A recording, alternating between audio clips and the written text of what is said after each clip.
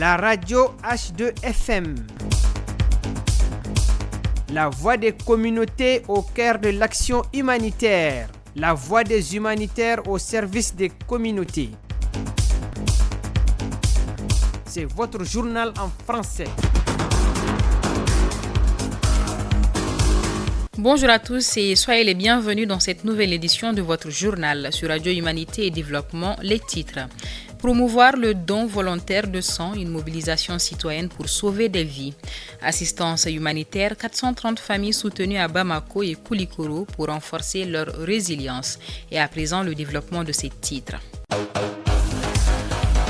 La radio H2FM. Organisée par le Centre national de transfusion sanguine et soutenue par l'Organisation mondiale de la santé, cette activité vise à renforcer la culture du don volontaire et régulier du sang au sein des communautés. Placée sous le thème « Sang donné est égal à vie sauvée », cette rencontre a réuni autorités locales, leaders communautaires, responsables sanitaires et membres de la société civile, tous mobilisés pour rappeler un message essentiel. Donner son sang, c'est sauver une vie, parfois même plusieurs.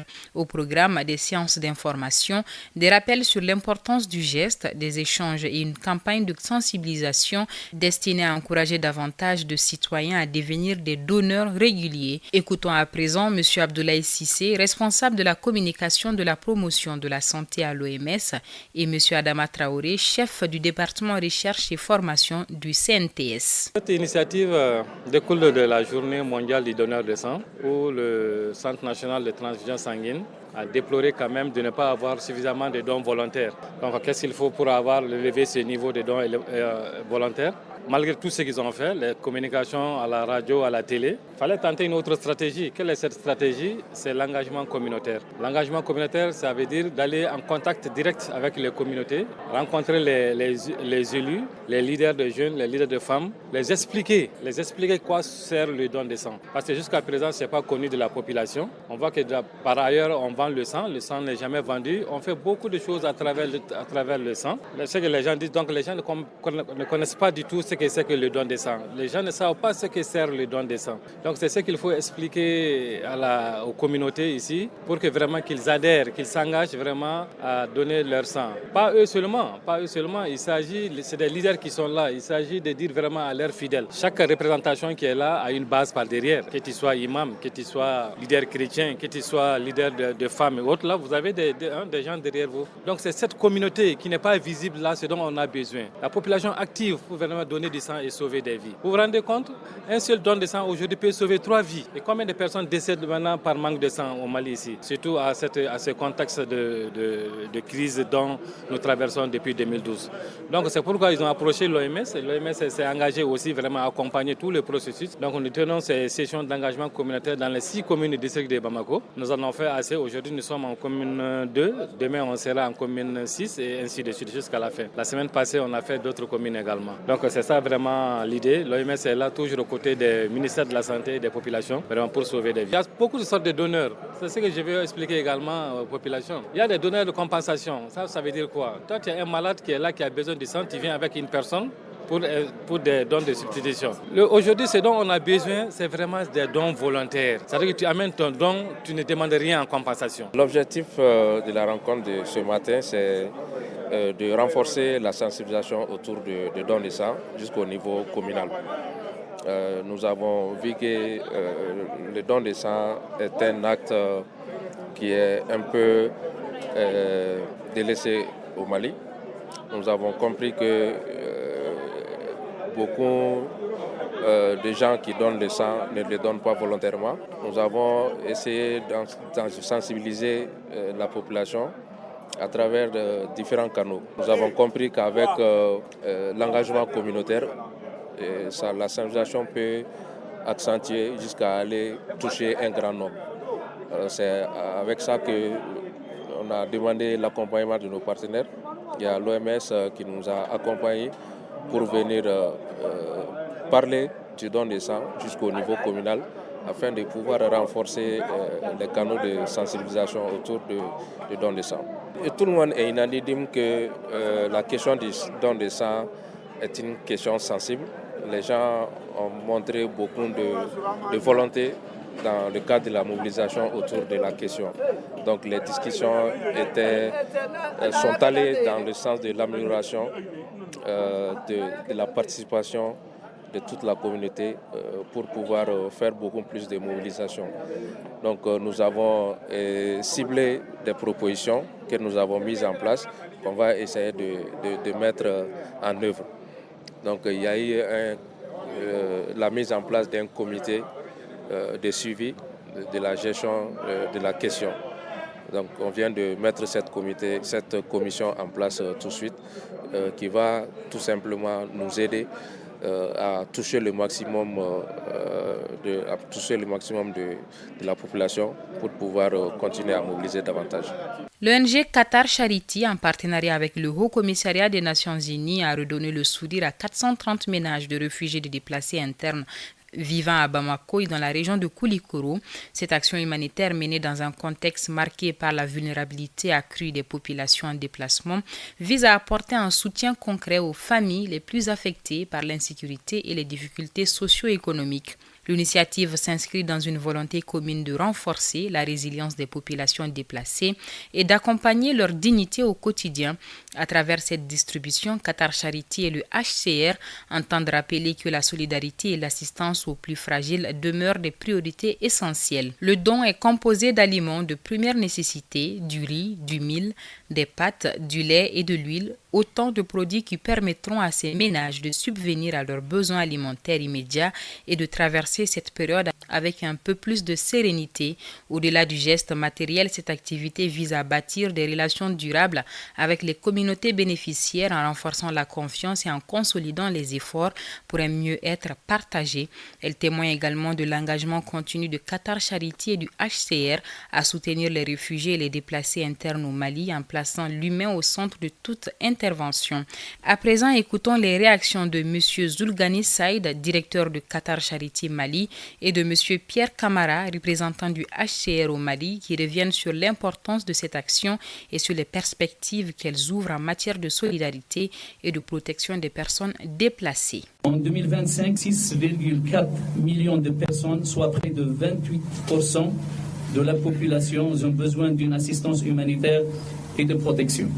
Parmi elles, 4,7 millions sont ciblés par le plan de réponse humanitaire, mais à ce jour, moins de 16% des financements nécessaires ont été mobilisés, le taux le plus bas depuis plus d'une décennie. Grâce à l'appui généreux de Qatar Charity, un financement substantiel a ainsi été mobilisé afin d'assurer la distribution de kits alimentaires et d'hygiène à 430 ménages vulnérables dans Bamako et ses environs. En bref, le 22 novembre, le Bureau d'urgence de plan international Tombouctou, à travers le projet d'action anticipatoire, a apporté un appui déterminant à la commune d'Alafia en facilitant l'organisation d'un atelier de mise à jour et de révision d'un plan de contingence communal. Cette rencontre stratégique a réuni les acteurs clés de la commune, autorités locales, services techniques, leaders communautaires et partenaires autour d'un objectif commun, identifier les risques potentiels auxquels la communauté est exposée, renforcer les mécanismes d'anticipation et élaborer les mesures concrètes de prévention. Grâce à une participation active et inclusive, l'atelier a permis de revisiter les scénarios de risque, de définir les actions prioritaires et de consolider un plan de contingence plus adapté aux réalités actuelles. Objectif global, améliorer la préparation face au choc, renforcer la résilience locale et permettre à la communauté d'Alafia de réagir plus efficacement en cas de crise, une étape importante vers une gestion proactive des risques au service de la protection des populations. L'arrondissement de Badougou-Djoliba a abrité le samedi 22 novembre 2025 un atelier dédié à la mise en place du vivier des jeunes. L'initiative a été portée par l'association Démocratie 101 Mali avec l'appui financier du Fonds d'appui aux moteurs du changement FAMOC, soutenu par le ministère des Affaires étrangères du Danemark. Les travaux se sont déroulés dans la salle de formation de la sous-préfecture. La cérémonie d'ouverture a rassemblé Plusieurs autorités locales, dont le coordinateur des chefs de quartier, le sous-préfet Ibrahim Tunkara et le coordonnateur national de démocratie 101 Mali, dans leurs interventions successives, les officiels ont salué l'initiative et encouragé les jeunes à s'investir pleinement dans le processus citoyen. Le représentant des chefs de village a également exprimé sa gratitude envers l'association pour son engagement constant en faveur de la jeunesse. L'atelier a été structuré autour de 2 thématiques essentielles: les principes démocratiques, la gouvernance locale et participative. Au terme des travaux, le vivier des jeunes de Badougou-Djoliba a officiellement institué, marquant une étape significative dans la promotion de l'engagement citoyen et de la participation active des jeunes de la gouvernance locale au Mali. Une importante séance de sensibilisation sur la lutte contre la désinformation liée au changement climatique s'est tenue ce samedi 22 novembre 2025 à Gao, organisée par l'ONG ACODIS avec l'appui financier de Search for Common Ground Mali. L'activité s'est déroulée sous le thème « Rapport entre le changement climatique et la désinformation ». L'événement a réuni les autorités administratives et coutumières locales ainsi que les représentants des services techniques, des organisations de jeunes, des associations de femmes et plusieurs leaders communautaires. Cette mobilisation multi-acteurs témoigne de l'importance accordée à la gestion responsable de l'information dans un contexte où les impacts climatiques deviennent de plus en plus visibles. L'objectif principal de cette séance était de renforcer la compréhension des communautés sur les enjeux environnementaux, de prévenir la circulation des fausses informations et d'encourager l'adoption des comportements responsables face aux défis climatiques. Une initiative saluée pour son rôle essentiel dans la promotion d'une information fiable et d'une participation citoyenne éclairée. À l'international, à Tawila, des milliers de personnes ayant fui les violences d'El Fasher vivent encore sous le choc. Dans une vidéo du CICR, des familles déplacées racontent leur traumatisme, dont Jamila Ismaël, mère de 7 enfants qui a perdu la trace de son fils lors d'une attaque sur un marché avant d'apprendre qu'il avait survécu, grièvement blessé. Selon l'ONU, plus de 2000 femmes enceintes ont quitté El Fasher pour échapper au combat. Le CICR décrit une situation humanitaire critique. Les déplacés arrivent affamés, traumatisés, souvent blessés ou malades et sans nouvelles de leurs proches. Les équipes du CICR et du Croissant Rouge soudanais interviennent quotidiennement pour fournir assistance et soutien. Le mois dernier, après plus de 500 jours de siège, El Fasher est tombé aux mains des forces de soutien rapide. Des organisations humanitaires rapportent des violences graves contre les civils, dont des exécutions et des agressions sexuelles, ainsi que l'attaque de la dernière maternité fonctionnelle, privant plus de 6000 femmes enceintes d'accès aux soins essentiels. Crise budgétaire, le CICR annonce une réduction majeure de son budget et de la suspension de 2900 postes. Le Comité international de la Croix-Rouge CICR a annoncé vendredi 21 novembre une réduction de 17% de son budget pour 2026, soit un montant ramené à 1,8 milliard de francs suisses. Cette décision s'accompagne de la suppression de 2900 postes à travers le monde, après déjà 4500 suppressions entre 2023 et 2024. L'organisation, qui compte plus de 18 000 employés, justifie ces mesures par une baisse significative des financements internationaux. La présidente du CICR, Mirjana Spoljaric, souligne que malgré ces contraintes, l'organisation reste déterminée à intervenir en première ligne des conflits. Le CICR prévoit de prioriser ses opérations en zone de guerre, notamment au Soudan, à Gaza et en Ukraine, tout en réduisant ses programmes dans les pays où les conflits ne sont pas actifs. Face à cette contraction des ressources, le CICR s'engage à rationaliser ses opérations, renforcer son efficacité et diversifier sa base de donateurs, tout en maintenant ses réponses vitales dans les zones les plus touchées par les conflits. C'est tout pour cette édition de votre journal. Merci de votre fidélité. Cette présentation vous a été proposée par Bibata Mamoutouré. La mise en onde a été assurée par Salim Djouara. La radio H2FM